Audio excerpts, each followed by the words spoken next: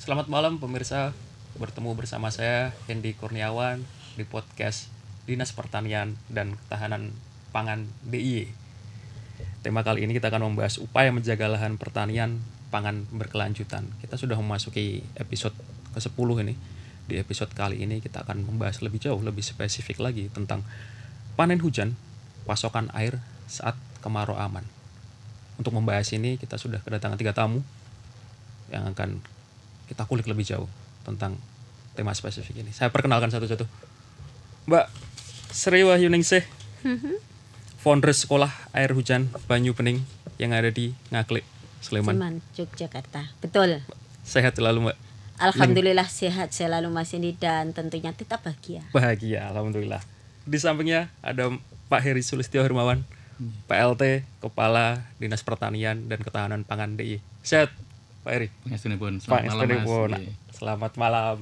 Di samping saya ada Mbak Andriana Wulandari. Mbak Dari, Ketua Komisi B ya. DPRD DIY. Selamat malam Mas Hendy. Selamat malam. Sehat tetap selalu. Semangat sehat dan tetap semangat gaspol. Alhamdulillah.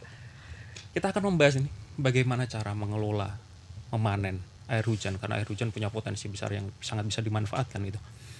Kita akan mulai dari Mbak Ning. Saya akan mulai dari Mbak Ning. Siap. Mbak Ning adalah penggagas pendiri Sekolah Air Hujan. Apa itu Sekolah Air Hujan dan bagaimana caranya untuk mengelola air hujan itu, Mbak Dari? Mbak Ning, sorry. Oh iya, kita diawali dari komunitas Banyu Bening ya, bahwa komunitas Banyu Bening ini memang konsen untuk mengkampanyekan air hujan sebagai solusi air untuk memenuhi kebutuhan kita sehari-hari dari semua aspek kehidupan kita, baik itu untuk kebutuhan primer maupun termasuk di dalamnya untuk kebutuhan pertanian dan lain-lain. Nah, ternyata banyak masyarakat kita itu masih memandang negatif terhadap air hujan ini ya. Tentunya mereka pandangannya, oh air hujan tuh bikin sakit, oh air hujan tuh kotor, oh air hujan itu bikin masalah karena dianggap bikin musibah. Nah kalau banjir itu kan selalu yang disalahin air hujan, padahal yang salah adalah cara berpikir kita. Nah itulah kemudian kami untuk masyarakat bisa paham seperti apa sih sebetulnya air hujan ini. Di tahun 2019 kami membranding tempat pembelajaran kami namanya menjadi Sekolah Air Hujan, di mana di Sekolah Air Hujan ini kita bicara memang fokus terkait dengan air hujan, bagaimana cara pengelolaan yang tepat, kemudian bagaimana sih cara menjaga higienisnya air hujan itu sampai ke kita.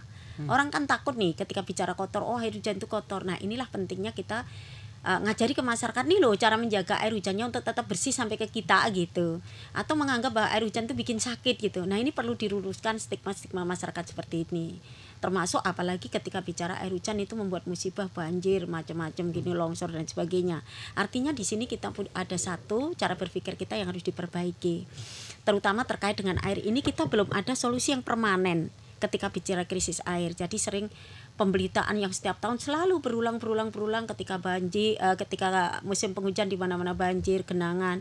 Mungkin kalau di DIY ini belum seberapa ya, tapi di wilayah-wilayah lain. Kemudian yang kedua adalah bagaimana kalau kemarau ini di mana-mana sudah mulai kekeringan, dan ini tidak lepas di DIY ini banyak sekali yang mengalami ini. Artinya bahwa air hujan yang potensinya luar biasa ini belum dikelola dengan baik.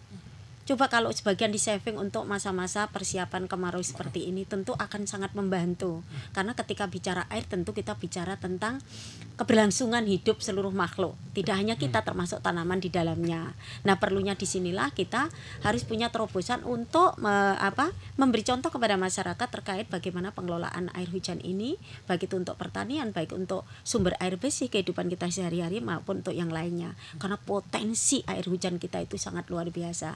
Nah, prinsip sederhananya adalah dengan konsep bagaimana menampung, sisanya kita tabung agar air hujan ini bukan jadi musibah tetapi menjadi berkah untuk seluruh makhluk. Ya. Terus bagaimana konkretnya, bagaimana cara memanen dan menyimpannya itu, Mbak Neng? Oh ya, jadi kita memang salah satunya mengajari bagaimana air hujan itu menjadi siap minum. Oke. Di tempat kami itu diajari menjadi siap minum, sekalipun nanti ada yang memang untuk kolam ikan dan sebagainya gitu. Termasuk untuk pertanian juga kan pastinya? Ya tentunya, salah satu ada inovasi, kemudian kita ada produk turunan dari air hujan ini, pupuk cairnya. Tapi saya lebih senang bukan bicara pupuk, tapi rempah bumi saja. Karena nanti pupuk tanda kutip gitu ya. Jadi bagaimana sebetulnya kita memanfaatkan sekitar kita, asal kita mampu mengelola manajemen dengan baik, itu sebetulnya bisa menyelesaikan permasalahan kita yang selama ini mungkin dianggap begitu krusial banget, begitu masalah besar banget gitu. Contohnya ketika mohon izin ya, ketika krisis air seperti ini tentu akan sangat berdampak dengan pertanian.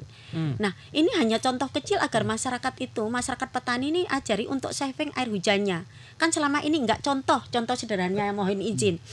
Saluran-saluran air kita ini banyak yang saluran air itu di bawahnya itu diplester sehingga tidak ada air meresap. Itu konsep untuk tidak bisa saving ke di tempat yang dilewati oleh air hujan ini. Jadi bablas saja sehingga memicu run off. Mestinya jalannya itu masuknya ke sawah-sawah menjadi cadangan ketika kemarau, enggak, itu bablas ke jalan dan sebagainya, akhirnya lari ke sungai. Yang pertama itu. Yang kedua, bagaimana kita mendorong masyarakat petani ini untuk bisa membuat sumur-sumur, taruhlah nggak memakan tempat banyak tapi satu petak bikin sumur yang mungkin kalau ada beberapa daerah yang secara geologi, kalau hanya dibikin sumur nanti ngerembesnya cepat, seperti daerah utara Sleman itu kan notabene banyak tanah-tanah berpasir, ya tinggal saja dengan cara-cara sederhananya pakai deklet atau pakai terpal atau apa yang itu bisa sebetulnya sangat membantu. Karena di beberapa daerah kayak kemarin di petani di Temanggung itu salah satunya juga aplikasi dari ini. Mereka manfaatkan air hujan itu untuk pertanian mereka dengan membuat setiap satu petak sawah itu, satu petak lahan itu mereka kasih satu sumur dan begitu seterusnya. Diameter berapa Mbak? Misalnya taruhlah dalam satu petak sawah gitu.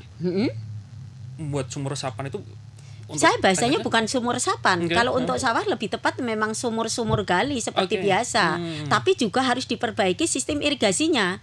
Jadi sistem irigasi itu kalau bahasa saya adalah biopori rantai. Jadi di dalamnya ini jangan plester, kanan kiri oke plester ya.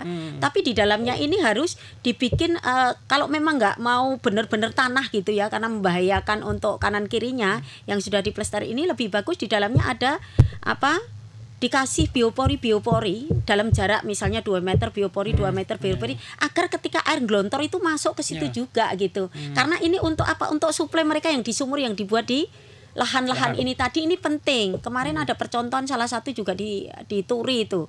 Mereka juga manfaatkan air hujannya itu untuk untuk nyiram perkebunan jambu waktu itu sangat efektif. Artinya yang kita dorong masyarakat ini untuk mau saving, untuk mau nyimpan air hujan ini gitu di lahan-lahan mereka. Ketika kita bicara tentang untuk keberlanjutan pangan, untuk keberlanjutan tanaman mereka, sekalipun nanti harus tentunya disesuaikan ya, karena kalau air sekian kecukupan tanamannya tapi setidaknya kan itu tetap berlanjut, itu pertanian, bukan kayak seperti yang kita lihat saat ini ya.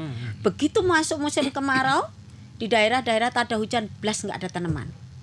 Padahal kita makannya terus nih Mas Indi.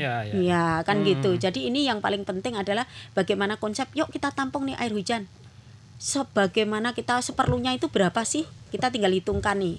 Misalnya saya di rumah butuh sekian karena saya butuh masak, butuh minum, butuh untuk nyuci dan sebagainya. Nah, yang di sawah juga diperhitungkan. Oh, saya ini harapannya per tahun kita bisa produktif nih sawah ini.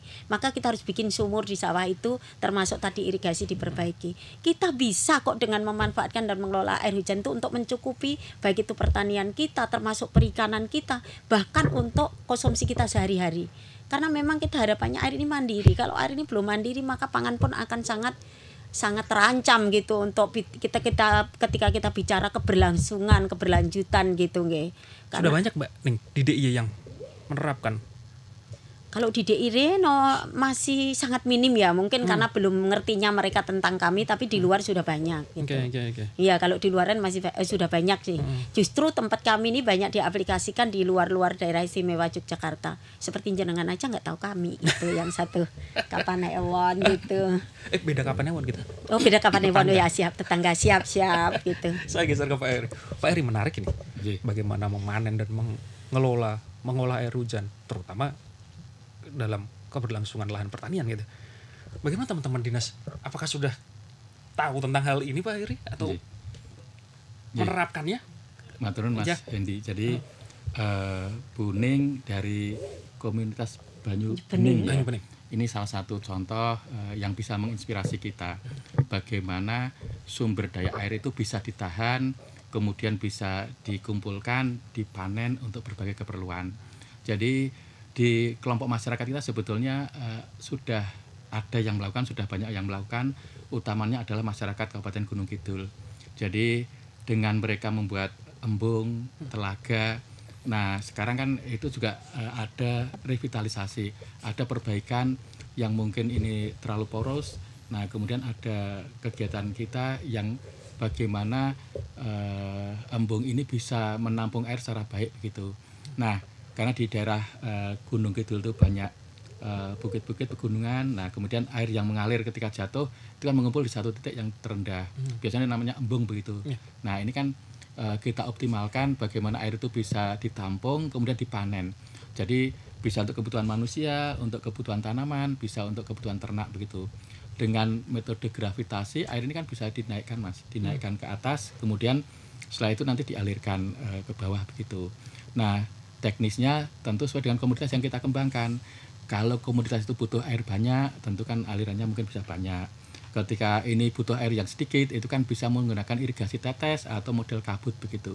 Jadi air turun, model tetes itu kan yang penting kebutuhan tanaman bisa tercukupi. Nah, kemudian air tidak berlebih sehingga bisa dihemat begitu. Itu salah satunya demikian. Kemudian juga masyarakat Gunung Kidul kan sudah terbiasa mereka panen air di halaman rumah mereka dengan tandon air yang dibangun permanen dengan pakai semen begitu. Nah, itu biasanya air itu kan dialirkan dari talang-talang rumah begitu, dialirkan masuk. Kemudian itu juga digunakan untuk kebutuhan sehari-hari rumah tangga, kemudian juga untuk kebutuhan ternak, juga untuk pertanian begitu. Artinya ini kan beberapa variasi yang sudah dilakukan. Nah, kemudian juga sekarang ada metode yang aliran air itu juga dipanen dengan model pompa submersible, dinaikkan kemudian dialirkan begitu. Nah, kemudian juga di daerah-daerah tertentu itu kan juga bisa menggunakan pompa sumur pantai itu, kayak di daerah Bantul, kemudian daerah Kulon Progo itu kan demikian. Artinya prinsipnya karena air itu sumber kehidupan, air itu sebagai faktor yang diperlukan oleh tanaman maupun ternak, bagaimana ini bisa kita panen secara baik. Kemudian pemanfaatannya juga harus bisa lebih bijak begitu, bisa secara hemat, kemudian dengan berbagai metode tadi model irigasi tetes atau kabut begitu, yang sebenarnya juga ada kelebihan tertentu Mas Hendy. Jadi dengan model irigasi tetes kita bisa memberikan nutrisi pupuk lewat tandon air tadi. Artinya kita pupuk di sana, airnya mengalir, nah kemudian bisa dimanfaatkan oleh tanaman begitu. Nah, itu hal-hal yang sudah dilakukan oleh teman-teman. Nah, terlepas dari itu inspirasi yang disampaikan oleh Buning itu sangat membantu kita. Artinya inilah ke depan agenda yang harus kita gaungkan untuk masyarakat kita. Bagaimana air itu bisa dipanen secara bijak ya Bu ya. Betul. Kemudian bisa dioptimalkan untuk keperluan kita begitu. Nah, kalau tidak, risikonya seperti yang terjadi saat ini. Jadi saat musim penghujan air mengalir, limpasan itu sampai ke irigasi dan kadang melimpah sampai ke jalan-jalan. Nah, hilang. Ya, terus hilang begitu. Nah, pada saat musim kemarau di daerah kita itu daerah-daerah yang berpasir, poros, nah airnya susah. Nah, sehingga itu dengan metode tertentu bisa ditahan, bisa dipanen. Nah, panen itu menjadi lebih hemat lagi pemanfaatan air ketika tadi bisa dimanfaatkan dengan berbagai kegiatan. Tadi Buning sampaikan bisa digunakan untuk kegiatan perikanan, artinya untuk memelihara ikan. Kolam lumbang gitu. Ya, kolam begitu. Kemudian air sisanya ketika kualitasnya sudah kurang baik untuk ikan kan bisa dibuang, kemudian airnya bisa ditambahkan. Lah ketika dibuang dengan treatment tertentu kan bisa digunakan sebagai pupuk tanaman. Karena apa? Konsepnya ketika ada limbah dari hasil dari budidaya ikan, itu kan banyak feses ikan, kadang sisa pakan itu kan mengandung nutrisi yang masih cukup tinggi. Nah, dengan treatment tertentu saya yakin Buning nanti bisa bercerita bagaimana itu bisa dimanfaatkan oleh tanaman sehingga tanaman itu nutrisi nitrogen, fosfat itu bisa terpenuhi secara baik ya Bu ya. Sehingga mungkin bisa jadi kebutuhan pupuk yang biasa dialokasikan bisa dihemat begitu Mas. Jadi dengan model seperti ini kan artinya apa? Bahwa kegiatan pertanian itu bisa lebih hemat dengan treatment-treatment yang bijak dilakukan oleh masyarakat. Contohnya tadi yang disampaikan oleh Buning itu Pak matur nuwun. Seberapa populer cara memanen dan mengolah air hujan di kalangan petani DIY Pak? Ya memang di daerah-daerah tertentu itu sangat penting, krusial. Ketika mereka merasa itu sebagai faktor pembatas, itu ini menjadi hal penting. Tapi kalau yang irigasi teknis setahun bisa tanam padi 3 kali, itu kan akhirnya yang sebenarnya bukan faktor pembatas. Mereka kadang-kadang sudah tidak berpikir bagaimana ini ditahan dan lain sebagainya begitu. Nah, kalau daerah-daerah tertentu, daerah Gunung Kidul, kemudian Bantul yang sebelah selatan, daerah Kulon Progo, itu menjadi penting yang seperti ini. Jadi mereka populer. Sebagai suatu contoh, ketika mereka mengambil air, nah dulu kan masyarakat menggunakan diesel, diesel kan biayanya mahal, bensin, solarnya itu biaya persnya tinggi. Kemudian beralih menggunakan metode listrik, dan listrik kan biayanya bisa lebih hemat gitu. Kemudian listrik juga ini masih boros ini karena airnya banyak terbuang. Nah akhirnya dengan model irigasi yang tetes, artinya kebutuhan nutrisi cukup tapi tidak banyak terbuang airnya begitu. Kemudian ada yang model kabut karena dia butuh butiran air yang banyak, kemudian rutin. Nah itu model kabut dan lain sebagainya. Artinya inovasi yang dilakukan oleh masyarakat ini sebetulnya sudah banyak dilakukan oleh masyarakat kita. Lah kita tinggal bagaimana ini bisa mengupayakan untuk dikembangkan, diperkenalkan pada masyarakat pertanian yang lainnya begitu Mas Hendy. Kendala Pak Heri. Okay. Kita ngomong kendala nih, karena untuk menerapkan mengimplementasikan ini butuh pengetahuan secara teknis maupun teoritis itu. Apa yang Pak Heri lihat dari kendala yang dihadapi oleh teman-teman petani di lapangan? Makasih Mas Hendy. Jadi utama tadi yang sampaikan oleh Buning adalah paradigma. Jadi bagaimana mereka memandang air tadi. Nah, pola pikir ya, mindset ini ngomongnya. Iya, mindsetnya itu yang mungkin harus kita sama-sama kita rubah begitu nggih. Bahwa air itu sesuatu hal yang sangat penting, krusial. Kemudian yang berikutnya bagaimana memanfaatkan air secara bijak. Kemudian bagaimana itu bisa diefisienkan dan lain sebagainya begitu di paradigma itu tadi. Kemudian mindset kita itu tadi ya. Kemudian yang berikutnya adalah bagaimana buning-buning yang seperti ini tadi itu kan bisa kita kenalkan. Nah model podcast ini sangat baik, artinya apa yang menjadi pemikiran Buning bisa kita sampaikan ke masyarakat yang lainnya. Kemudian ini kan bisa menjadi inspirasi bagi masyarakat yang lainnya untuk bisa mengembangkan bagaimana memanfaatkan air secara bijak begitu. Nah kemudian yang berikutnya tentu kan Buning juga membuka diri bagaimana kita bisa mengajak masyarakat yang lain untuk bisa belajar di sana.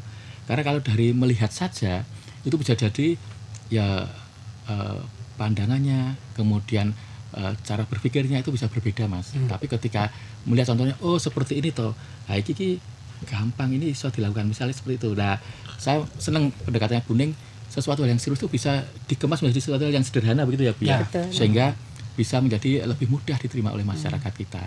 Nah seperti itu. Kemudian yang berikutnya metode yang lain mungkin bisa dilakukan dengan kita kan ada penyuluh lapangan begitu. Ini kan tentu bisa kita kenalkan ketika kami ada sesi koordinasi, Buning ini mungkin bisa diundang, kemudian juga bisa menginspirasi kepada PPL kita, pada penyuluh kita yang nanti mereka bisa menyampaikan pada masyarakat di sekitar wilayah tugas mereka begitu. Lah seperti itu. Kemudian yang lainnya dari penyuluh kan bisa nanti juga koordinasi dengan tim kementerian, kemudian dengan kita untuk bagaimana bisa menyalurkan untuk menguatkan peran mereka dengan keterbatasan dan lain sebagainya bisa didukung begitu. Kemudian juga kami tentu berharap bisa berkolaborasi dengan legislatif kita, dengan Bundari. Contohnya Bundari ini kan ketua Komisi B, tentu mereka punya konsep, punya program yang mungkin nanti kan bisa bareng-bareng. Beliau kan konstituen di lapangan kan banyak begitu. Ini kan salah satu yang mungkin bisa diarahkan ke sana begitu. Sehingga kadang-kadang kan beliau ini mengingatkan kita, tolong mungkin perlu ada fasilitas untuk masyarakat kita dan lain sebagainya gitu. Tentu yang sebenarnya menjadi hal yang penting untuk kita tindak lanjuti ke depan. Begitu Mas. Ya. Saya geser ke Mbak Dari. Mbak Dari, menarik ini Mbak Dari.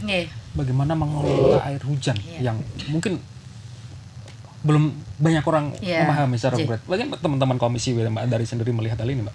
Ya, jadi begini Mas Hendy. Jadi yang pertama pastinya kita apresiasi buat Buning terkait bagaimana punya kreativitas, punya inovasi, bagaimana memanfaatkan air hujan yang ada, yang selama ini mungkin di wilayah-wilayah yang lain belum mendengar dan tidak familiar. Ketika hujan ya sudah hujan, tidak mau hilang gitu aja, hilang begitu saja. Tapi yang pasti bahwa sumber daya alam yang pasti wajib ya, kita perlu wajib dikelola dengan bijak kan gitu. sumber daya alam ini harus perlu dikelola dengan bijak, sehingga bagaimana pemerintah daerah-daerah Istimewa Yogyakarta ini, khususnya kalau ini bicara masalah bagaimana nanti ketersediaan air untuk lahan pertanian, untuk ketahanan pangan berkelanjutan. Kalau kita bicara masalah pertanian pada malam hari ini, pastinya kita akan bicara bagaimana air hujan ini itu bisa dimanfaatkan di lahan-lahan pertanian, ataupun bermanfaat bagi petani-petani di seluruh daerah Istimewa Yogyakarta ketika mereka pada masa dimana seperti contoh hari ini, bahwa ternyata kita mendapatkan dampak El Nino misalnya, kemarau yang berkepanjangan, sehingga ketika tidak ada persiapan seperti yang disampaikan Bu Ning tadi sama Pak Heri tadi, bahwa semuanya memang butuh air, semua yang namanya pertanian ini air semuanya jadi sumber utama bagaimana nanti hasil pertanian ini menjadi lebih baik ketika asupan air ini benar-benar baik. Nah, tentunya yang harus dilakukan oleh dinas terkait adalah pendataan. Yang paling utama adalah pendataan, di mana sih daerah-daerah yang selama ini saya ada di tengah-tengah masyarakat. Contoh real saja, tadi malam saya bersama Poktan di daerah Sewon misalnya, kayak gitu. Saya diundang bersama kelompok tani dan KWT di Sewon misalnya, menyampaikan bahwa ternyata dengan lahan 29 hektar itu tidak pernah yang namanya mendapatkan asupan air selama ini. Nah, ternyata mereka hanya meminta, Mbak Dari, kami meminta sumur, meminta poma. Nah, ini kan juga menjadi pendataan ataupun permasalahan di tengah-tengah para petani. Nah, yang mana selama ini mereka tidak berpikiran sampai mengelola ataupun memanen istilahnya atau pasokan air melalui air hujan kan gitu. Nah, ini kan perlu dipikirkan oleh dinas terkait, dinas pertanian dalam hal ini, bagaimana sosialisasi ataupun nanti bisa pemerintah yang pasti harus hadir di tengah-tengah permasalahan yang ada. Itu wajib hukumnya bahwa pemerintah hadir di tengah-tengah permasalahan yang ada di tengah-tengah pertanian kalau kita bicara hari ini. Nah, ini kan menjadi sebuah PR bersama bagaimana nanti dinas pertanian itu menyampaikan, dan ini tidak hanya bisa diselesaikan oleh dinas pertanian sendiri, pastinya kolaborasi dengan dinas kalau kita bicara masalah SDA, sumber daya air, kita pasti bicaranya dengan dinas PU.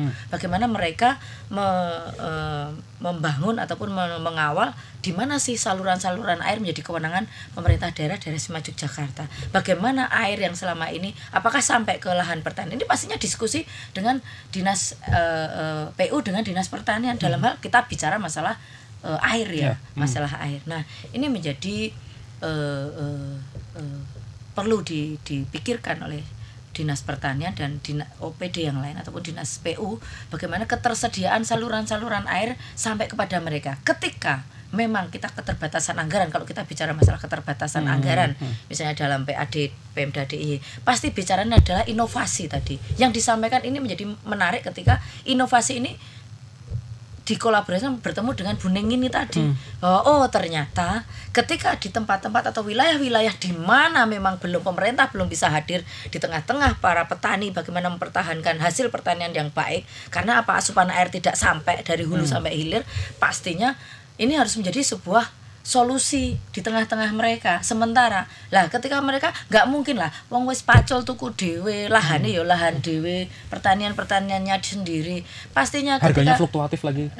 Harganya juga kadang fluktuatif, nak dong panen besar-besaran ya harganya menjadi murah. Nah, ini kan menjadi permasalahan. Lah, inilah yang harus menjadi PR pemerintah daerah dalam hal ini dinas terkait untuk bagaimana solusi ataupun data tadi yang saya sampaikan, pendataan awal di mana sih daerah-daerah yang pastinya ini melalui PPL, kan kita punya PPL sampai di dinas pertanian, dinas kolaborasi antara di provinsi dengan kabupaten melalui PPL, dan mereka pasti selalu akan bertemu dengan petani-petani yang ada. Pastinya mereka akan menyampaikan loh, ini di daerah saya itu saluran airnya nggak sampai nih, volume airnya nggak sampai ke tempat kita, padahal kita butuh air yang luar biasa untuk bagaimana bertani seperti ini. Nah, inilah yang kita dorong. Pastinya DPRD DIY khususnya Komisi B siap ketika karena fungsi kami di sini adalah dalam rangka bagaimana payung hukum. Pastinya payung hukum sudah ada untuk bagaimana melindungi petani. Salah satunya adalah bagaimana melindungi petani. Salah satunya bagaimana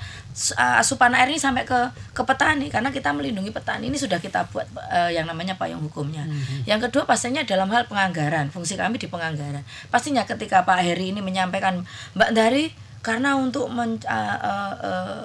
mensolusikan, istilahnya membuat sebuah solusi permasalahan tadi yang disampaikan, bagaimana kalau ini kita bicara memanfaatkan tanda hujan, memanfaatkan hujan, pastinya akan ada bangunan-bangunan atau membentuk bangunan. Pasti ini ada membutuhkan anggaran. Nggak mungkin petani kan kue gawe ombong gawe tada hujan sendirian. Bagaimana pemerintah hadir di tengah-tengah mereka menjadi solusi ketika mereka mempunyai permasalahan. Pastinya ini menjadi sebuah program kegiatan. Kami punya kebijakan anggaran, kebijakan kebijakan program. Program itu ada di dinas.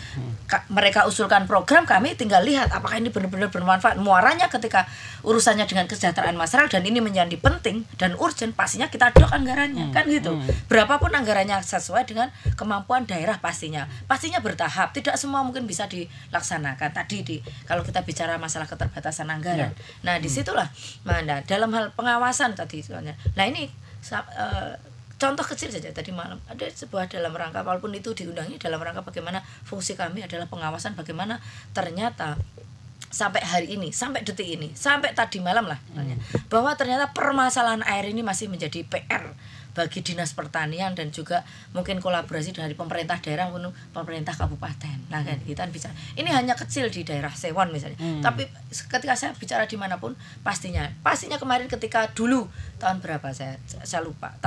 Akhirnya kalau saya karena saya ada orang Bantul, Dapil Bantul lah, di Dapil Bantul Barat. Pastinya kita bicara dulu dibentuknya lah Bendung Kami Joro itu yang dulunya petani sampai ke Kretek itu nggak punya asupan air. Akhirnya walaupun pemerintah provinsi nggak mampu lah, kita bicara dengan pemerintah pusat bagaimana membangun embung-embung ataupun membangun bendungan-bendungan air yang mana bagaimana bisa menyalurkan yang namanya air. Tapi ketika memang anggarannya terbatas tadi, walaupun kecil-kecil ada yang namanya bagaimana sosialisasi kepada masyarakat ataupun pemerintah hadir di tengah-tengah masyarakat untuk membangunkan yang tadi memanfaatkan hujan.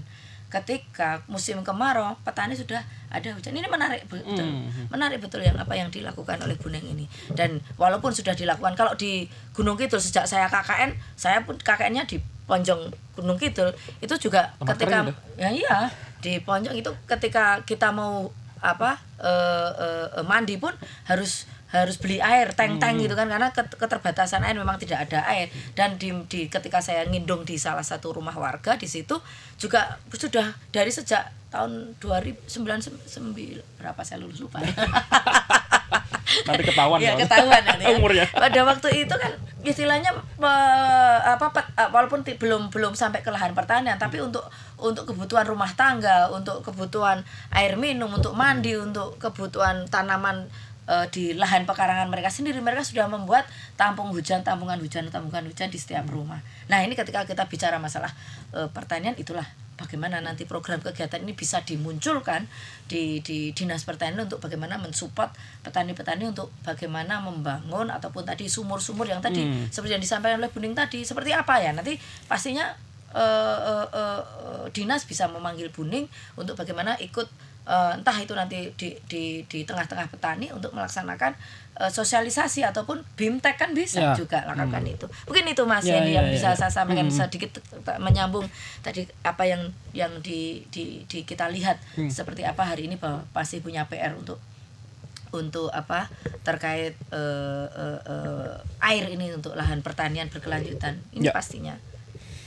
Saya geser lagi ke Mbak Ning. Mbak Ning kita ngobrol tadi banyak bahwa persoalan ini salah satunya yang mungkin bisa menjadi kendala adalah soal persoalan biaya gitu lah. Anggaran katakanlah kita ngomong biaya di teman-teman petani di bawah. Mbak, untuk membuat apa yang dilakukan oleh Mbak Ning ini butuh biaya berapa sih Mbak? Apakah mahal kah? Enggak juga sih, yang paling penting adalah bagaimana membangun kesadaran masyarakat ini bahwa merasa butuh ini dulu. Karena sebetulnya sebetulnya masyarakat kalau sudah merasa butuh, mereka itu berdaya kok arsinya. Selama ini pengalaman kami begitu. Contoh saya itu komunitas ya, masyarakat yang saya tidak punya funding dari manapun gitu. ternyata bisa kok ketika kita aku merasa butuh ini dan butuh saya ini harus tak sebarluaskan, orang harus tahu tentang ini itu. Karena kami sebagai masyarakat tentu juga ingin nih berkiprah untuk sumbangsih ke bangsa ini, apa yang bisa kami lakukan gitu. Nah yang paling penting adalah bagaimana mendorong masyarakat ini merasa butuh ini. Tahu dulu, ini loh sebetulnya solusi Anda. Mereka bisa melihat, mereka kalau kayak gitu aja aku nggak perlu nih dana ini. Saya bisa minta tolong, cuma tolong aja deh Pak, saya dibantu ininya, misalnya base-nya aja, misalnya kita bisa kerja gotong royong. Begitu kan juga bisa. Jadi kalau bicara tentang biaya itu sebenarnya relatif ya. Karena yang paling penting urgent banget adalah apa? Merubah mindset masyarakat dulu, cara pandang masyarakat dulu. Karena seperti tadi disampaikan di masyarakat yang memang secara airnya itu untuk pertanian mereka yang selama ini fasilitasnya itu bisa terpenuhi, mereka nggak akan berpikir nih tentang ini, nggak akan banget. Tapi masyarakat yang memang seperti diatur sama Mbak Dari tadi, mereka sampai detik ini loh masalah air. Nah ini mungkin inovasi ini bisa diterapkan di daerah-daerah seperti yang disampaikan Mbak Dari. Yang paling penting pahamkan dulu masyarakat, ada contoh yang bisa dilihat. Kuncinya itu. Karena apa, nggak mungkin mohon izin ya, nggak mungkin dinas mengakomodir sekian ini untuk pendanaan. Masuk pendanaannya Pemda hanya untuk pemerintah daerah hanya untuk pertanian saja gitu. Tapi yang paling penting adalah bagaimana kita membuka cara pandang masyarakat bahwa ini loh ada satu solusi yang buat kalian yang mungkin selama ini nggak pernah ngeh gitu, nggak pernah dimanfaatkan. Karena kalau saya bicara soal anggaran, soal dana berapa yang dibutuhkan itu bagi kami relatif. Tapi yang penting sekali adalah yuk masyarakat dipahamkan, kemudian dilihat contoh nyatanya yang bisa mereka lihat, mereka akan terinspirasi di situ karena merasa butuh. Nyon sewu seperti diatur ke Mbak Dari, apa petani kita pada disumbang dengan yang namanya pacul? Enggak semua disumbang dengan traktor dan sebagainya. Apa mereka disumbang, sawahnya tak sediain gratis ini? Enggak, mereka sawah sendiri. Jadi ini menjadi dasar buat kita bahwa masyarakat kita itu masih oke kok ketika diajak ngomong, diajak dicontoni gitu. Karena ini pengalaman kami dari tahun 2012 ini ngajak masyarakat seperti ini. Dan memang yang membuat kita tantangan terbesar kita adalah mindset masyarakat yang terbiasa dengan fasilitas. Ketika fasilitas ini ada kendala karena sesuatu, misalnya kayak terjadinya El Nino, kita berdampak dari El Nino ini sehingga kemarau panjang, perubahan iklim. Ini masyarakat kan mau nggak mau harus adaptasi. Nah bentuk adaptasi, untuk adaptasi ini harus ada inovasi yang masyarakat bisa tiru. Nggak mungkin kita terus bergantung dengan fasilitas yang ada. Seperti tadi disampaikan sama Mbak Dari, untuk bendung Kalijoro ya, Kamijoro itu butuh sekian, itu harus sampai pusat. Lah ini ngelaknya tanaman itu nunggu dibangunnya juga kelamaan, perlu beberapa terobosan di situ tentunya. Sekalipun mungkin kedepannya itu pun bisa diadakan gitulah. Tapi bagaimana sebelum itu kita harus ajari yang mereka bisa lakukan. Semuanya harus berperan gitu loh. Masyarakat pun, petani pun juga harus berperan. Sementara aku nunggunya belum ini, ya aku bisa melakukan ini. Nah itu perlu contoh saja menurut kami begitu. Karena saya bicara dari sisi masyarakat. Masyarakat petani terutama. Radio nek mangsane nandur. Apa nunggu diperintah pemerintah kan enggak juga gitu. Artinya apa? Perlu didorong, hanya perlu diarahkan, perlu diberi contoh. Contoh itu yang paling penting. Karena contoh baik itu menjadi satu bentuk legitimate bagi masyarakat. Di situ aja melakukan ini berarti kita bisa gitu. Dari pengalaman Mbak Ning selama 10 tahun lebih. Ya. Bagaimana cara untuk membangun kesadaran, mengubah mindset itu yang sering diterapkan oleh teman? Banyak cara. Misalnya. Ya, kami pernah di suatu wilayah itu lebih ngeri lagi. Mereka punya pamali. Aku kalau minum air, tempat kami itu kalau minum air hujan bikin mati. Coba bagaimana kalau gitu? Ini hal sederhana yang mungkin contoh yang bisa bisa kita sampaikan ya. Nah, kami datang nggak ngomong tentang air hujan, kami datang hanya ini apaan nih air hujan? Lah buat apa? Hanya buat nyuci. Terus yang buat minum dari mana? Kami harus beli dari pulau sebelah. Yang kami butuh dana untuk minum ini per hari 50.000. Bayangin 50.000 waktu itu di tahun 2018 kalau nggak salah.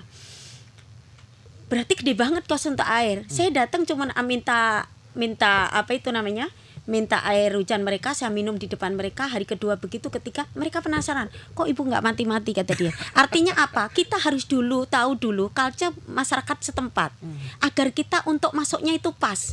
Harus seperti pola seperti apa. Kalau kita ngomong DIY Mbak nih.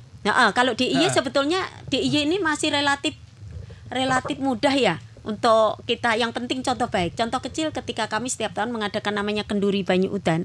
Waktu itu kita kerepotan banget nih ketika kampanye air hujan ini. Orang itu diajak ngobrol banyu udan itu wis. Sebentar, Kenduri Banyu Hujan itu apa? Bisa dijelaskan lebih detail? Jadi Kenduri Banyu Udan ini hanyalah salah satu metode cara kampanye kami kepada masyarakat. Jadi kampanye ini kita kemas dengan budaya kesenian lokal yang orang awalnya itu nggak ngeh kalau di situ kita ngomong air hujan. Taunya karena lihat ada tari-tarian, kemudian di situ ada apa itu namanya, pokoknya ada begitu, ada apa itu bergodo yang pawai gitu-gitu. Mereka melihatnya di situ. Tapi di situ muatannya yang kita berikan adalah semua terkait dengan air hujan. Nih loh air hujan, nih loh ini gitu-gitu. Jadi disitulah tadi pola metode itu masih pas di Jogja itu satu. Yang kedua, mereka itu hanya butuh contoh. Di sini itu yang namanya mau nggak mau masih kerajaan ya Pak ya, masih yang namanya Samikna Watokna itu masih berlaku. Jadi yang penting yang jadi public figure ini nyontoni, mereka itu akan nurut. Mau saya nggak public figure aja juga banyak yang nurut kok. Kan saya masyarakat biasa. Coba kalau Mbak Darini, coba kalau Pak PLT Kepala Dinas ini, mereka tentu akan Pak PLT ini ngajari ini loh, kita bikin ini di lahan ini, pilot proyek satu tempat aja misalnya. Kita hitungkan karena kelemahan masyarakat kita adalah di manajemen. Nah, manajemen bahwa persoalan, tapi bisa diajari dengan bahasa mereka. Yang paling penting menyampaikan ke mereka itu adalah bahasa mereka, jangan bahasa kita. Jadi informasi yang sama tapi disampaikan dalam bahasa mereka. Nah, ini ada masyarakat yang hanya butuh ra perlu kokan ngomong tapi langsung contoh ngene iki lho gitu. Nah, itu tempat kita masih berlaku kayak gitu kalau kita bicara DIY karena kita masih ketaatan kita masih tinggi dibanding daerah-daerah lain gitu.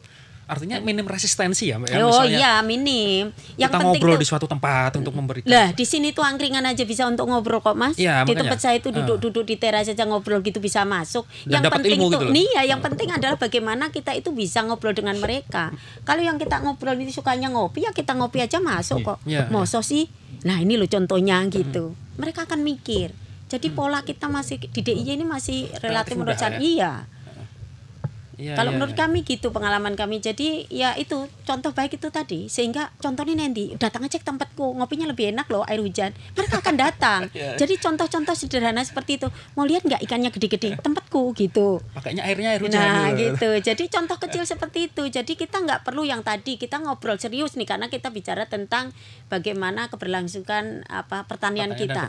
Tapi kan tidak harus kita sepanang dong itu ngobrolnya sambil ngopi, lihat tempatku deh, kita ngopi bareng tempat kami. Nah nanti bisa Pak suatu ketika petani dibuat tempat kami karena sudah ada beberapa KWT di Sleman juga dibuat ke tempat kami, termasuk bagaimana ini bisa diinovasikan bagi produk turunan untuk untuk rempah bumi tadi yang sudah tanah-tanah banyak sekarat ini sebenarnya bisa sekitar kita tadi seperti disampaikan Bu Dari, yang namanya sumber daya kita itu luar biasa, hanya belum dioptimalkan. Karena apa? Karena keterbatasan pengetahuan masyarakat, karena disitulah yang saya bilang kita itu krisis edukasi. Nah ini yang perlu kita garis bawahi Pak. Masyarakat kita krisis edukasi. Sebetulnya masyarakat kita itu mudah, tapi karena saking nggak taunya, kita bicara El Nino aja mereka bingung, taunya hanya kok ini kemaraunya nggak berhenti gitu. Udane kapan? Tapi nek minta udan begitu udan mah do mlayu gitu ya. Jadi ini yang paling penting adalah kita yuk mulai lagi untuk membuka krisis edukasi dengan cara-cara praktek nyata, contoh-contoh baik. Dengan kita terus mengajak nggak pernah lelah. Karena prinsip saya sederhana, tidak mudah bukan berarti tidak mungkin, terus karena ini yang kita kurek-kurek ini kan pikiran merubah mindset, beda dengan kita menulis membalik tangan goreng telur, bukan gitu. Sengayale tinggi, ininya tinggi, tapi di sini khususnya di DIY ini hanya sebetulnya contoh baik saja yang dibutuhkan karena kita masih masyarakat yang tunduk pada publik, pada pemerintah itu masih relatif tinggi gitu, apalagi ketika bicara untuk kebaikan. Ya. Ini menarik ini. Menarik. Ini kalau ada petani kayak ibu ini, pemerintah rasa ngopo-ngopo, rasa ono PAD, rasa ono bantu masyarakat, ya ta? Semua berdaya gitu. Iya, berdaya kan semuanya. Loh, bukankah semuanya harus berperan, cuma sesuai kapasitas kita gitu. Setidaknya gini, jangan kita nyon sewu yo, mohon maaf, beberapa program memang kami kadang kritisi ya. Contoh misalnya ini terkait dengan air juga. Orang dropping air, oke lah Anda dropping air boleh. Tapi kalau itu terus-menerus terjadi setiap tahun, secara tidak langsung kita merevolusi mental mereka begini loh.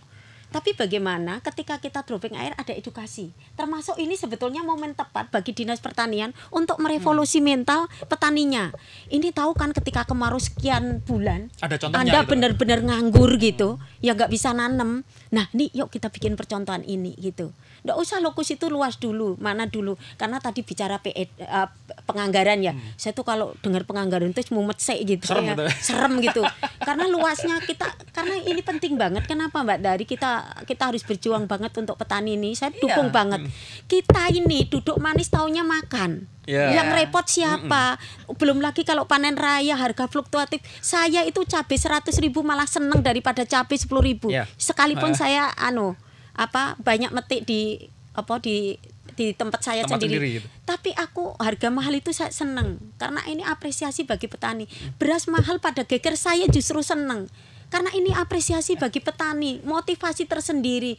Sebetulnya salah satu PR-nya kenapa saya greget. Kemarin sama teman-teman kita membuat satu komitmen untuk termasuk untuk fokus di pupuk ini. Itu salah satunya bagaimana mendorong anak-anak muda mau tani.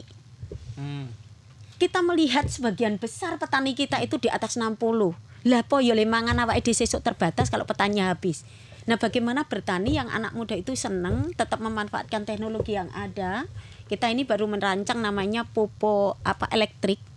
Nah, jadi nanti tinggal tinggal kayak jok saja kalau habis, tapi sudah dikombin. Oh, ini nanti tingkat sekaratnya tanah sekian, berarti nanti begini, tinggal buka keran mereka dengan pengairan yang sangat ini. Termasuk bagaimana pengoptimalan air hujan, karena kita ingin mendorong juga berpikir untuk petani-petani muda mereka agar tertarik. Saya itu kadang mikir loh, fakultas pertanian itu banyak, Mbak Dari ini perenungan tersendiri, tapi kok pertanian kita semakin terpuruk. Soalnya gini, lulusan pertanian itu kerja di bank. Oh ngono ya. Oh ya sudah. Saya ini kalau saya diam 1000 bahasa saja. Tapi bagaimana banyak kita gitu. enggak, ini perlu loh motivasi kepada anak-anak muda untuk mereka mau bertani gitu. Karena kebutuhan kita itu yang penting itu mangan nih penting. Nek mangan kurang mangan itu kita goblok. Iya. Iya. Saya nggak mau ngomong nih kalau soal itu Mbak Dari ini udah ketawa, tapi bener kan? Kenapa Mbak Dari ngotot dengan petaninya? Karena memang ini bener. Kita tiap hari makan, kemarau panjang ini tiap hari makan. Terus akhirnya bayang-bayang apa? Bayang-bayang krisis pangan. Kita itu nggak akan krisis pangan. Lahan kita masih luar biasa. Banyak masyarakat kita yang inovasinya tinggi, tinggal bagaimana mereka itu juga dirangkul, gitu loh. Terkait ini saya perlu bertanya langsung kepada Pak Eri. Mumpung ada yang mandegani kan gitu. Krisis edukasi katanya Mbak Aning. Bagaimana transfer ilmu itu menjadi hal yang sangat krusial di sini gitu. Banget kayaknya. Banget gitu. Dan belum optimal kan ya Mbak ya, Mbak Aning? Kok belum itu, ini belum banyak yang mulai. Nah, jadi baru tik kecil-kecil aja, padahal ini luasan sekian gitu. Gimana Pak Eri ini terkait dengan hal ini gitu? Makasih Mas Hendi. Jadi yang disampaikan oleh Bu Ning ini kan sebetulnya sudah menjadi semacam kegelisahan kita beberapa tahun yang lalu. Sehingga harus ada agenda nih. Tadi Bu Ning sampaikan usia petani kita itu rata-rata 50 tahun ke atas begitu. 60 bahkan ya? 60 itu masih ya Bu ya. Nah, generasi muda itu kadang-kadang sudah enggan berkecimpung di pertanian. Tadi Anda sampaikan bahkan itu masuk ke dunia perbankan, masuk ke yang itu teman saya sendiri banyak. Nah, betul. Nah, sehingga kan ini agendanya begini Bapak Mas Hendi. Jadi bagaimana kita mencetak petani-petani baru itu kan salah satu yang program kita lakukan adalah pengembangan petani milenial. Jadi petani-petani muda yang kita rekrut, kemudian ada semacam peningkatan pemahaman kepada mereka, bagaimana mereka itu akhirnya bisa berkecimpung di kegiatan pertanian kita begitu. Nah, program petani milenial ini kan sebetulnya digagas terpusat dari pusat sampai ke tingkat bawah begitu. Artinya bahwa ini adalah kepentingan kita bersama secara nasional. Nah, di kita juga demikian. Kemudian ini ada per sektor, ada yang berkecimpung di peternakan, ada yang di pertanian, ada pertanian itu yang hortikultura, ada yang ke mungkin tanaman pangan, ada yang ke perkebunan dan lain sebagainya. Nah, mereka itu akan bisa tertarik ketika memang mereka sadar bahwa mereka diingatkan bahwa kalau tidak kita tuh siapa, nggih kan begitu. Ya, ya. Kemudian ada figur-figur yang bisa menginspirasi, itu kan kita munculkan. Kemudian layak nih. Nah, ya termasuk Buning, kemudian teman-teman yang lain, nggih. Nah, yang seperti ini kan mereka harapannya punya mentor yang pas. Ketika mentornya itu ini loh, dia bisa menarik, kemudian mereka bisa melihat bahwa ini loh sebetulnya tantangan kita ke depan seperti ini. Nah, kemudian solusinya bagaimana? Itu bisa dijabarkan. Contohnya seperti ini. Tadi kan disampaikan yang penting ada contoh. Nah, contoh itu kemudian bisa menginspirasi. Nah, mau tidak mau lahan yang dia punyai, orang tua yang mereka punyai, lahan yang ditinggalkan oleh orang tua ini kan akhirnya mau digarap. Nah, mereka serius dan lain sebagainya. Banyak contoh yang ada di DIY, ya, petani-petani milenial yang seperti ini. Nah, petani milenial ini kan yang itu menjadi mitra kita untuk mengembangkan ke masyarakat sekitarnya begitu. Sehingga tadi kenapa tantangan yang kita hadapi ini tidak kita selesaikan bersama. Ketika mereka itu tahu sisi manfaatnya, mereka akan jalan sendiri, Mas. Apalagi anak muda itu. Contoh pasar lelang. Nah, mereka tahu, mereka sangat kuat naluri ke sana. Ketika mereka menanam komoditas tertentu, komoditas cabai, model pasar sudah seperti ini. Nah, itu mereka sangat kuat untuk bergerak di sana begitu. Kemudian contoh yang komoditas lainnya, komoditas peternakan yang ada kambing perah, ada kambing potong dan lain sebagainya. Itu kan juga akhirnya menginspirasi mereka begitu. Nah, terkait dengan kembali tadi bagaimana peran pemerintah bisa hadir begitu. Tentu kita pahami tadi seperti yang disampaikan oleh Bundari, bagaimana menginventarisasi kondisi lahan yang ada di kita. Kemudian pendataan diinventarisasi, oh ini yang sudah bagus, sudah jalan, ini yang belum dan lain sebagainya. Nah, kami hadir memang itu kan tidak bisa secara full keseluruhan, tapi kan ada semacam model yang bisa dikembangkan di sana sehingga menginspirasi masyarakat sekitar begitu. Kemudian yang seperti ini ya kami membantu Mas Hendy, tapi kan jumlahnya juga sesuai dengan kondisi yang ada di kita begitu. Nah, tentu harapannya nanti kalau ke depan ini bisa bagus, itu kan bisa kita kembangkan ke yang lainnya. Kemudian juga banyak mitra kita, contoh swasta, contoh CSR dari luar yang juga mereka konsen tuh yang seperti ini. Oh, ini saya tertarik ini untuk seperti ini begitu. Nah, mereka juga kadang mendukung, mereka hadir bersama masyarakat untuk mengembangkan yang seperti itu begitu. Demikian. Pak Eri, ada salah satu isu krusial yang kita sepakati bersama, kita tahu bersama, terutama di daerah utara, bagaimana terlepas dari air ya, bagaimana alih fungsi lahan pertanian yang semakin masif itu bukannya persoalan tersendiri gitu loh. Bagaimana cara untuk jadi padahal di satu sisi regenerasi petani cukup menjadi persoalan juga gitu loh. Gimana Pak Heri? Jadi secara regulasi sudah ada yang membatasi bagaimana itu alih fungsi bisa dibatasi. Betul. Kemudian memang ada hal tertentu yang kita itu mau tidak mau harus dilakukan. Contoh proyek nasional untuk jalan tol dan lain sebagainya itu kan kita tentu mendukung yang seperti ini. Nah, agenda kita adalah mensyukuri yang masih kita punyai. Artinya ini bagaimana bisa dioptimalkan lahan-lahan yang ada, yang tadinya tanam padi atau tanam horti itu mungkin beberapa bulan, kadang ini air susah, mereka berhenti. Nah, ini kita ingatkan, ayo kita optimalkan lahan yang ada. Dengan cara apa? Ini sumber airnya susah ya. Kadang harus berhenti karena saluran selokan Mataram diperbaiki dan lain sebagainya. Ini kan bisa kita siasati dengan model tadi, kita ambil air dengan pompa submersible. Itu kan bisa digunakan begitu. Beberapa daerah sudah melakukan itu, Mas. Artinya di sungai airnya bisa dipanen, diangkat, kemudian dialirkan gitu. Nah, biar ini tadi murah, itu tadi dengan berbagai teknologi, dengan rekayasa dan lain sebagainya begitu. Ini yang dilakukan. Kemudian yang berikutnya kalau bisa investasi di daerah-daerah yang tadi Sleman, yang sumber pangan itu kalau bisa diarahkan untuk investasi di bidang pangan. Karena kalau kita ke sana, kita mengarahkan untuk pengembangan investasi di bidang pangan, tentu lahan ini akan terjaga. Karena apa? Mereka memiliki dan mereka hidup dari lahan itu begitu. Seperti itu. Kemudian yang berikutnya tentu tadi dengan yang sudah dikembangkan, ini kan bisa menjadi direplikasi pada daerah-daerah yang lainnya begitu. Itu seperti itu Mas, yang kita lakukan. Siap, Mbak Dari. Ya. Satu yang menarik dari hal ini adalah ternyata warga berdaya, Pak Dari. Dari yang disampaikan oleh Mbak Ning adalah ini nggak malu bikin bagaimana kita memanen dan memanfaatkan air hujan gitu, tapi edukasinya yang belum sampai. Ada jalur yang sangat panjang itu, perbedaan mindset, perbedaan frekuensi yang belum ketemu. Nah itu bagaimana Mbak Dari melihat hal ini? Kalau semua sepakat ketika yang namanya mindset ada perubahan mindset itu butuh proses. Merubah suatu gaya, merubah suatu mindset pemikiran yang sudah mereka lakukan bertahun-tahun bahkan turun-temurun itu sungguh susah, sangat sulit. Tapi tetap ada optimisme bahwa ada ya bisa. Tapi kalau semua seperti yang disampaikan oleh Bu Ning tadi, pemerintah tenang-tenang saja, meneng wae wis kabeh domol ya kan gitu.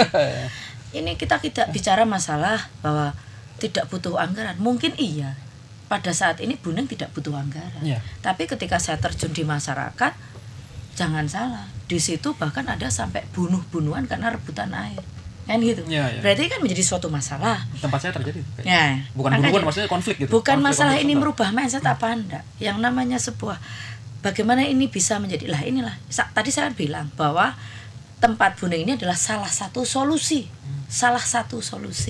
di mana ketika pemerintah harus hadir di tengah-tengah masyarakat, menjadi solusi di tengah-tengah masyarakat. Ketika tadi saya sampaikan di awal ada pendataan real semua lahan dan segala macam. Kenapa sekarang tadi saya sedikit saja tadi walaupun ini tidak bicara, tetap ada hubungannya Mas dengan kenapa kok sampai sekarang petani-petani pada alih fungsi. Ngapa sekarang jadi kos-kosan, jadi rumah, jadi tempat usaha. Kenapa? Karena itu tadi bahwa hasil pertanian tidak sebanding dengan apa yang sudah mereka lakukan dari pagi. Karena apa? Saya bisa merasakan dulu. Saya itu sampai detik ini, hari ini, saya itu anak petani. Dari ketika saya lahir jebret itu saya melihat proses pertanian seperti apa. Bapak saya petani, ketua kelompok tani hampir 40-an tahun lah. Baru kemarin setelah saya jadi amanahkan menjadi anggota dewan, saya bilang Bapak karena sudah sepuh, diganti dengan yang lain. Baru kemarin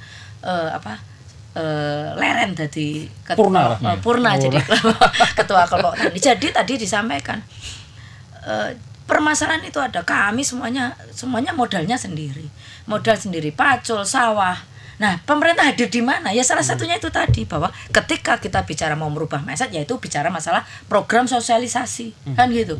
Pasti ini butuh anggaran. Tidak mungkin tidak harus semuanya sudah dimodal. Masyarakat kasihan ketika semua merubah mindset. Merubah mindset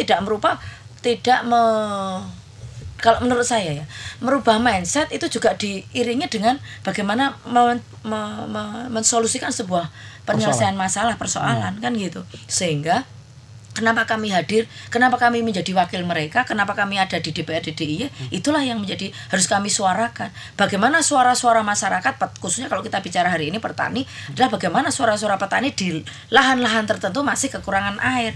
Nah, pastinya tadi ketika kita bicara, tidak mungkin Dinas Pertanian itu menyelesaikan sendiri, pasti berkolaborasi dengan stakeholder yang lain, dinas yang lain. Salah satunya tadi saya bicara masalah bagaimana dinas hadir di tengah-tengah masyarakat dengan kolaborasi, misalnya contohnya dengan Dinas PU, masalah bagaimana membangun saluran-saluran irigasi sehingga sampai di tempat mereka. Tapi ketika keterbatasan, apakah harus menunggu? Bukannya ini sudah ada saluran irigasi, cuman ada entah itu bocor, entah itu waletnya sudah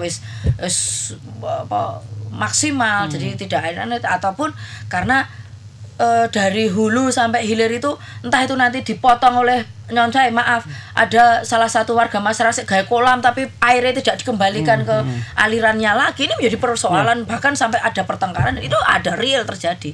Sehingga di mana pemerintah ini harus hadir ketika mereka maaf Bu Ning, bahwa masyarakat itu membayar pajak. Ya kan? Punya lahan persawahan, mereka bayar pajak. Nah, mungkin maksud saya bukan kemudian tidak butuh anggaran gitu. Makanya tadi saya luruskan ketika bahwa ketika merubah mindset masyarakat tidak butuh air. Itu saya akan bicara relatif dan anggaran itu relatif. Iya, bahwa ketika seperti apa? Tadi saya sampaikan bahwa tidak bisa diselesaikan semuanya. Iya. Pastinya bicara bagaimana skala prioritas. Skala prioritas bisa ditunjuk bagaimana skala prioritas dari mana yang harus dikerjakan dulu. Itu adalah basisnya adalah data. Ya. Pendataan itu penting. Bagaimana di mana tempat harus lahan-lahan pertanian yang harus membutuhkan air. Ketika memang dari hulu sampai hilir itu ternyata mbuh piye carane angel tenan karena memang salurnya ini. Nah, ini tadi salah satu menjadi bagaimana memberikan contoh, memberikan sebuah edukasi kepada masyarakat. Solusi konkret itu. Iya, kalau solusi konkret. Loh, ini mbok nak dibangun saluran irigasi kae anggarane triliunan misalnya, tidak sampai ke sini, padahal di situ butuh lahan pertanian tidak hanya sebatas padi ya, tapi banyak sekali lahan-lahan pertanian. Pastinya ini menjadi solusi, salah satu solusi tadi saya menyampaikan.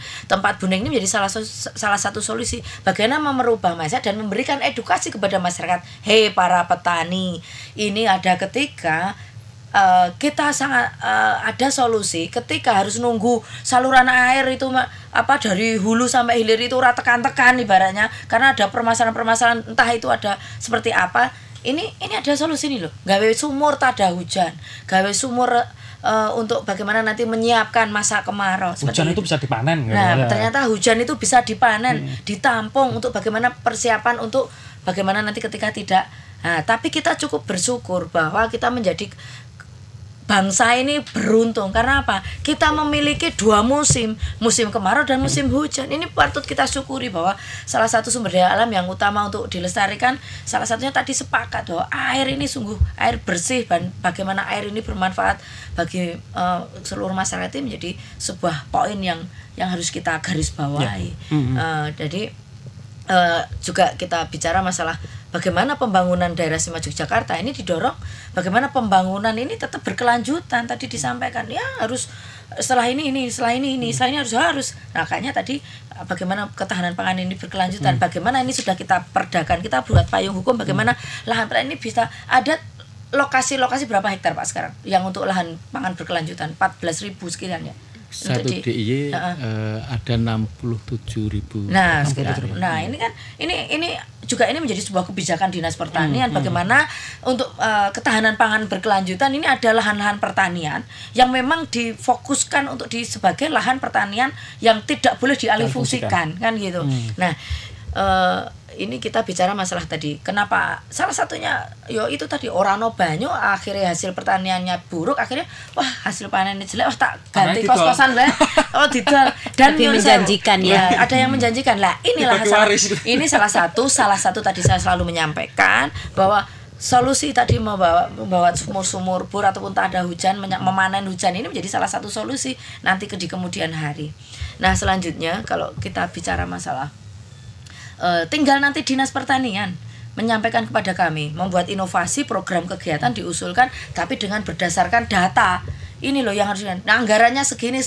Pastinya ketika ini memang muaranya adalah untuk kesejahteraan masyarakat dan muaranya kalau kita bicara masalah pertanian kesejahteraan untuk bagaimana air dan segala macam untuk membangun tadi sumur-sumur air hujan dan segala macam ini berapa? Pasti ada nilainya. Tadi kalau kita bicara ya fleksibel mau sumurnya Arab kan tergantung dari wilayahnya. Ya nek ning gunung itu sumurnya so pirang-pirang meter ya kan. Tapi kalau di lahan yang bawah agak rendah itu kan pasti butuh anggaran yang lebih kecil. Ini ada pastinya ini ada fluktuatif masalah anggaran, masalah perbedaan anggaran. Tapi yang namanya ide, gagasan, program usulan itu pastinya harusnya ketika kita mau bicara masalah bagaimana ketersediaan air untuk lahan pertanian agar petani menjadi sejahtera. Murahnya kan kesejahteraan petani. Kan gitu Mas Yendi. Yang tadi menjadi masalah ketika menjadi masalah lagi ketika tadi disampaikan oleh Buning bahwa ternyata ada sesuatu hal yang luar biasa yang selama ini mungkin masyarakat tidak memahaminya, yaitu bahwa bagaimana memanen air hujan. Nah, selama ini yang menjadi masalah adalah ketika di situ sebenarnya tempat yang sangat minim air, tapi masyarakat menyanyiakan air hujan. Nah kan itu kan sebatas ya wis nak hujan ya kita tidur kan gitu. Tidak bagaimana mempunyai inovasi kreatif yang nanti akhirnya Buning ini bisa dihadirkan untuk membuat membuka mindset. Ini tadi yang saya pegang. Oleh karena itu pastinya saya selalu garis bawahi, selalu ketika saya dimanapun saya garis, ketika pastinya itu muaranya adalah untuk kesejahteraan masyarakat dan program kegiatan itu real bahwa ini penting dan pastinya mensejahterakan masyarakat. DPRD pastinya akan mensupport dari segi kebijakan, dari segi anggaran. Yang jelas hari ini pun ketika kita bicara masalah sumber daya alam dan urusannya dengan air, kita baru membahas ini untuk Anda nanti akan mendorong raperda ekonomi hijau yang akan kita munculkan. Bahwa raperda ekonomi hijau ini akan dalam hal ini DPRD berharap dengan pola pembangunan yang mempunyai perspektif pelestarian sumber daya alam ini, yang termasuk salah satunya adalah air, ini juga masuk di dalam raperda ini nantinya ke depan. Gitulah. Jadi karena itulah fungsi kami di situ, Mas. Terima kasih. Benar. Terakhir singkat Pak Heri, terkait bagaimana cara dan apa yang akan dilakukan oleh Dinas Pertanian untuk mempertahankan lahan pertanian, memanen air hujan supaya pangan berkelanjutan ini tetap ada selamanya. Karena disampaikan Mbak Ning tadi, kita sampai kapanpun butuh makan yang fisik. Makan kita tidak bisa digantikan online. Ya, betul. Jadi begini, Mas Hendy, inventarisasi lahan tadi, kemudian peruntukannya itu kan menjadi hal krusial. Jadi lahan-lahan yang untuk tanaman pangan, jadi padi, kedelai, jagung, itu kan krusial. Ini kita pahami bahwa margin, kemudian NTP masyarakat kan mendekati angka yang 100, artinya itu kan ya di angka-angka itu begitu, sehingga ada semacam bantuan dari kita, utamanya bantuan sarana produksi, misalnya bibit, kemudian pupuk, itu kami berikan begitu. Kemudian yang berikutnya bagi lahan tadi yang mungkin butuh sumber daya air, kemudian sebelum masih di bawah, airnya harus diangkat ke atas, itu ada sarana bantuan untuk mereka, sarana produksi, misalnya pompa, kemudian untuk kayak air untuk mengangkat air tadi, kemudian mengalirkan dan lain sebagainya, model sumur renteng dan lain sebagainya begitu. Kemudian yang berikutnya yang terkait dengan peternakan juga demikian, ada bantuan untuk mereka fasilitasi bagaimana meningkatkan kualitas ternak yang mereka punyai. Tentu kan ini butuh bibit benih yang baik begitu. Nah, kita ada program breeder yang model rearing, kita pelihara sampai umur tertentu, kemudian dibantukan ke masyarakat untuk mengganti ternak-ternak mereka yang mungkin ini secara kualitas perlu dirubah menjadi ternak yang lebih unggul dan lain sebagainya begitu. Ada hal-hal yang mengarah ke sana. Kemudian secara prinsip dari inventarisasi tadi kan kita bisa mengucurkan sesuai dengan kondisi yang ada. Kemudian bagaimana peran pemerintah itu memberikan stimulasi kepada mereka akhirnya menyadari bahwa ini penting dilakukan. Lah mereka juga mengarahkan bagaimana bisa menjadi lebih optimal begitu. Sebagai misal kami juga memberikan semacam bantuan untuk membuat panti benih bawang misalnya, yang selama ini masyarakat menanam bawang itu dari umbi itu tentu kalau kita lihat harga satuan per hektarnya itu butuh banyak begitu. Nah, kami fasilitasi dengan model panti pembibitan. Nah, itu mereka bisa pelihara dari biji. Mungkin butuh waktu lama, tapi ini terkondisi secara baik. Mereka memelihara dari kecil begitu, dari bibit, dari biji sampai bisa dimanfaatkan oleh masyarakat. Nah, ini harganya bisa lebih dihemat. Yang tadinya 50 juta per hektar ini bisa sampai 10 juta. Artinya ada penurunan sampai mungkin 80% begitu. Yang sebenarnya sedang kita kembangkan. Kemudian bagaimana yang mereka hasilkan bisa tersalur kepada masyarakat yang membudidayakan, yang memelihara untuk bisa sampai panen begitu. Ini kan juga upaya-upaya yang kita lakukan begitu. Kemudian pada saat musim yang susah, masyarakat bisa panen cabai secara baik. Harga sekarang kan bagus. Tadi Buning sampaikan, kalau saya sebagai masyarakat harga tinggi itu malah seneng ya Bu ya. Iya. Artinya dalam artian mohon maaf ini. Motivasi sendiri buat Nggih, petani. dalam artian masyarakat itu berarti ternyata ada yang bisa memelihara. Kemudian ternyata pasarnya juga terbuka luas. Nah, yang seperti ini kan memberikan inspirasi bagi masyarakat yang lain. Loh, ini bisa panen pada saat yang kondisi susah sehingga harganya baik. Nah, seperti itu karena permintaan kan tidak mempengaruhi, kadang tidak mempengaruhi yang seperti itu. Harga tinggi pun kalau masyarakat tertentu mereka beli ya Bu ya. Karena kalau tanpa cabai misalnya mereka karena butuh gitu. Ya karena akhirnya butuh, mereka mahal harus pun dibeli. mengkonsumsi begitu sehingga harganya bisa bagus dan lain sebagainya. Itu kan ada inspirasi hasil-hasil yang sudah dilakukan oleh masyarakat. Mereka bisa sampai panen itu mesti ada sarana yang disiapkan. Nah, mereka sudah bisa mengantisipasi itu dan lain sebagainya gitu Mas. Artinya seperti itu. Gitu. Siap. Kita berada di akhir obrolan ini. Yeah. Yang bisa kita garis bawahi adalah kita sepakat bagaimana mengolah, memanen air menjadi hal yang krusial untuk melanjutkan ketahanan pangan yang berkelanjutan. Begitu teman-teman, bapak-bapak dan ibu-ibu. Siap. Kita ngobrol-ngobrol lagi di lain waktu untuk tema pertanian yang selanjutnya. Terima kasih. Makasih Mas Hendy. Ya, begitu akhir obrolan kita di podcast Dinas Pertanian dan Ketahanan Pangan DIY episode ke-10. Bertemu lagi di episode selanjutnya bersama saya Hendy Kurniawan. Selamat malam. Matur nuwun.